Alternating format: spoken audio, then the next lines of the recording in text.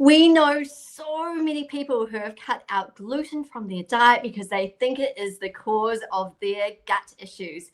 However, there's something else in wheat that might actually be triggering symptoms for some people with IBS.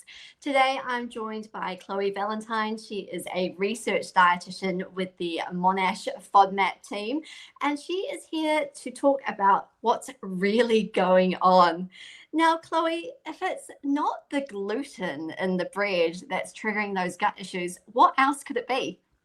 So gluten is the protein component of wheat, rye, and barley, whereas people with IBS tend to have issues digesting FODMAPs, which are carbohydrates. So the carbohydrate element of these grains tend to cause issues are fructans and GOS. So these come under the O of FODMAP or oligosaccharides. That's really interesting. So, how is this fructan or GOS, intolerance different to someone reacting to gluten because they have celiac disease?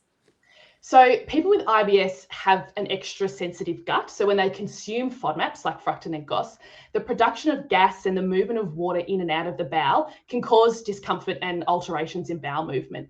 Whereas with celiac disease, it's an autoimmune condition which is triggered by gluten, and that actually causes damage to the intestines when gluten is eaten. So the key difference is if someone with IBS eats FODMAPs, they will have unpleasant symptoms, but it won't actually cause physical damage to the gut walls. Whereas those with celiac disease, they need to completely avoid gluten, as the consumption of this is actually really damaging to that lining of the gut. So this is why it's really important to have celiac disease ruled out during the IBS diagnosis process, or at any point really if you're experiencing gut symptoms and you haven't previously had celiac disease ruled out.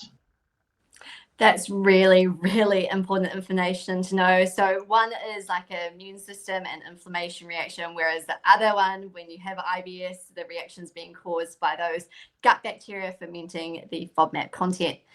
Now, in terms of like practically implementing this information into your diet on a daily basis, if you have IBS and you're FODMAP sensitive, do you need to avoid all wheat-based products? Well, wheat doesn't actually need to be completely eliminated from the FODMAP diet. So you can actually find a range of wheat-containing foods that do have low FODMAP serving sizes in our Monash FODMAP app. So they might just be in smaller portions to what you typically might eat, but there are low FODMAP portions there available.